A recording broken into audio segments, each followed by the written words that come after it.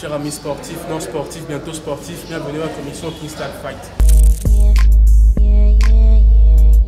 Aujourd'hui, nous sommes accompagnés de Maître Riquet Bontou. Nous allons découvrir une discipline qui s'appelle le Kung Fu. Donc, à ceux qui nous ont expliqué, Kung Fu c'est un terme générique. Il faut bien préciser ensuite le type de discipline dont il s'agit. Donc ici, dans l'occurrence, c'est Wushu. Mais comme c'est un expert, je vais le laisser d'abord se présenter. Je vais le laisser nous expliquer où est-ce que nous sommes, nous expliquer quelle est la discipline et si éventuellement les gens veulent adhérer, qu'est-ce qu'ils doivent faire. Ok, merci. Nous sommes là, ici, au temple du Wushu, c'est-à-dire là où ceux qui veulent vraiment apprendre, ceux qui sont motivés à apprendre l'art martial traditionnel chinois peuvent venir. Le Kung Fu est un terme générique. Dans le Kung Fu, il y a plusieurs aspects. Il y a l'aspect technique, il y a l'aspect médical, il y a l'aspect culinaire. Donc, quand on veut parler des arts martiaux, en général, il faut préciser Wushu. Si vous dites que je fais du Kung Fu en Chine, quelqu'un va vous poser la question, quel Kung Fu vous faites? Parce qu'un bon médecin est un bon pratiquant de Kung Fu. Celui qui sait faire la cuisine, c'est un bon pratiquant de Kung Fu. Un bon pratiquant, c'est celui qui aspire à maîtriser la technique. Évidemment, quand on parle de technique, il y en a plusieurs.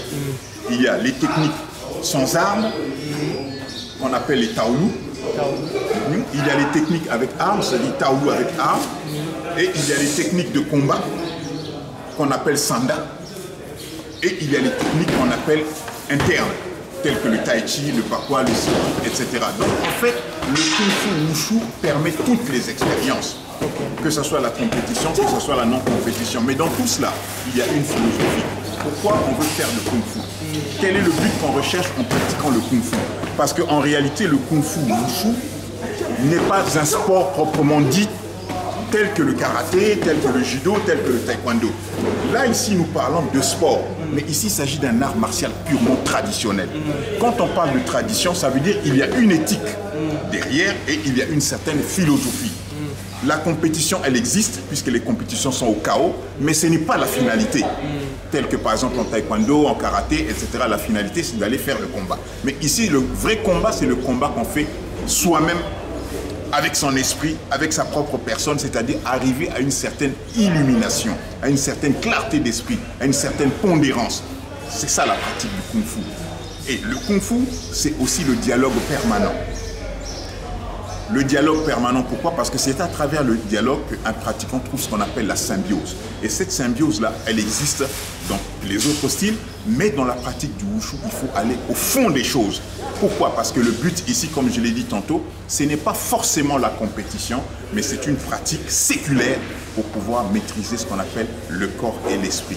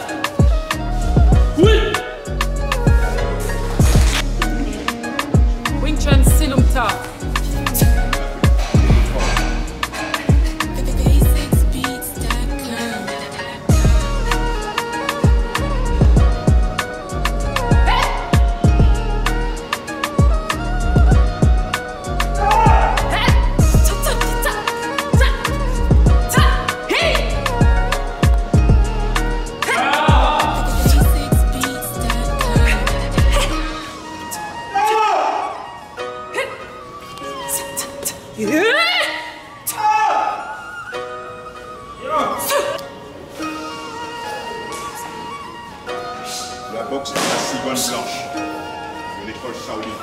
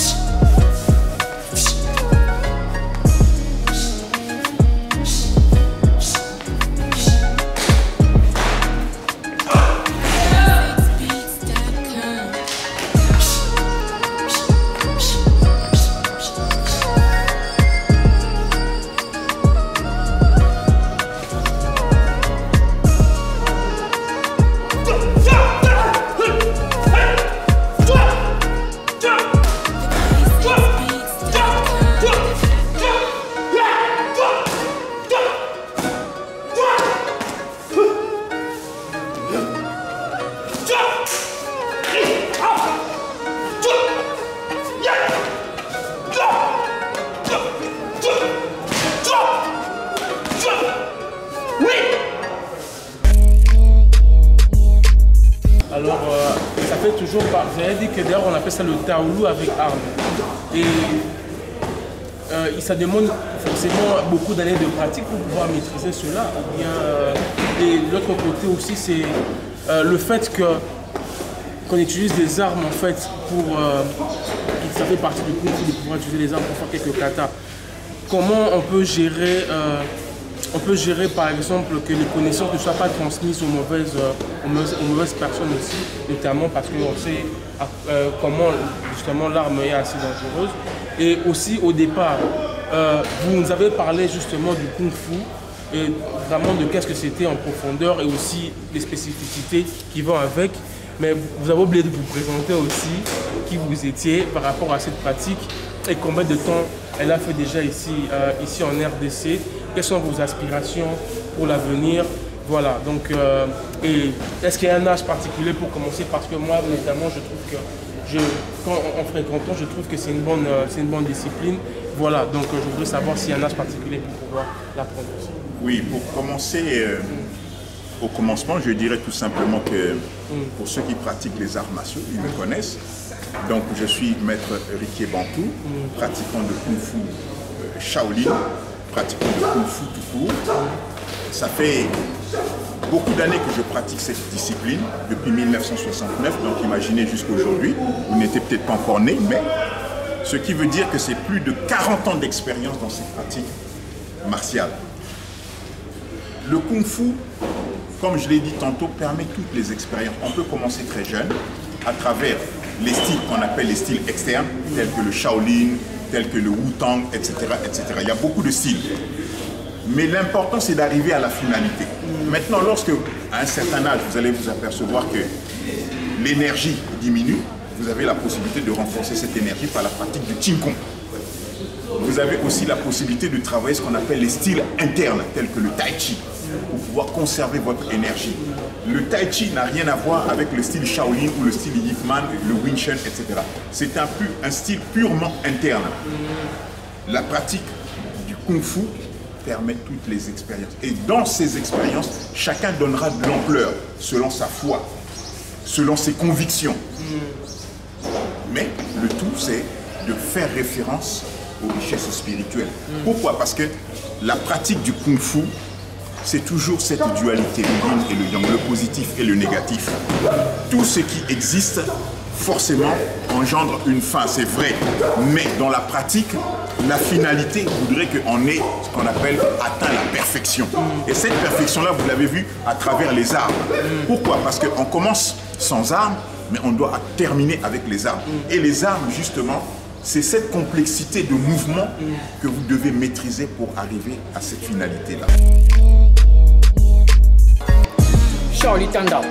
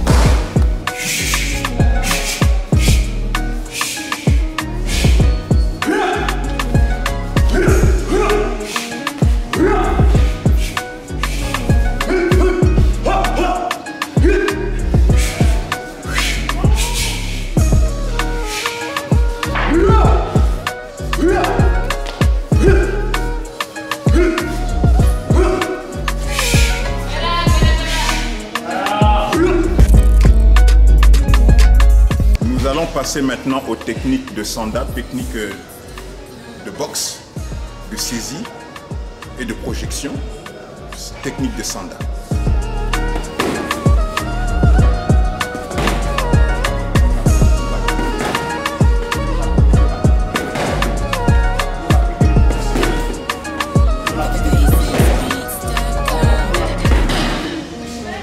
Allez.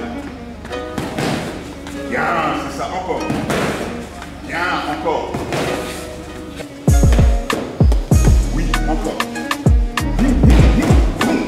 Voilà. Allez. Encore. Encore, bien. Encore. Encore. Encore. Encore. Encore. Encore. Encore.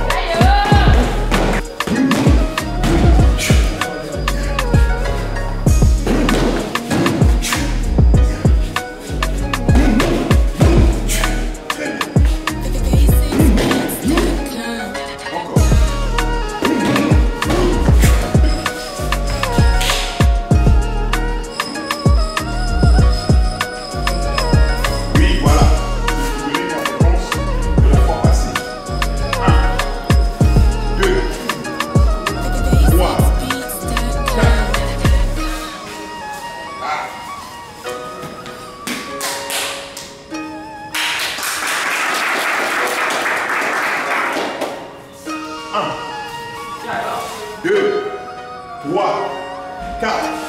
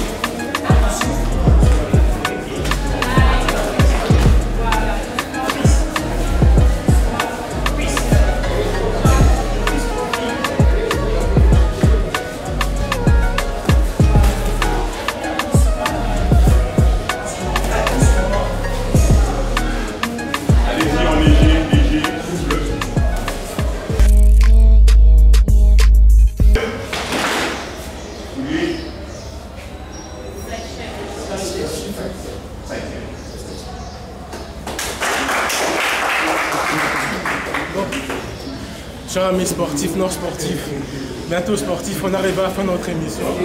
On va remercier le grand maître d'équipe pour l'invitation. On a découvert le Kung Fu, mais on va dire découvrir le Kung Fu comme tel parce que c'est trop vaste. Il y a plein d'enseignements dedans. On a survolé un peu de la soldat et la partie des katas avec armes et sans armes. Ceux qui veulent approfondir, ceux qui veulent faire partie de l'initiation, vous pouvez voir Maître Didier. On va dire un grand merci à tous les participants. C'était vraiment une très belle séance. Maître, si vous avez un mot à dire, peut-être. Non, je dirais tout simplement pour pouvoir clôturer que je vous remercie d'être venu nous voir parce que c'est à travers les médias que nous allons nous faire découvrir.